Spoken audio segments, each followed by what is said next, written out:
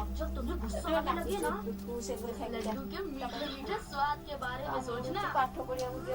जाने की ना मुंह आड़ के सुन ये जीव खाई के सुन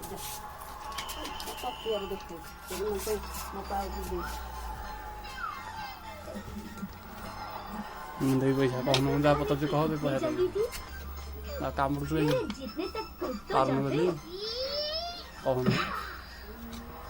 कहने किसी बांधो का तो छोड़ी हो जीरा चिगड़ा कहनी उससे खाली बहुत चुपचाप है चढ़ाओ ना हो तो क्या मजा है कह काम रुसे को भैया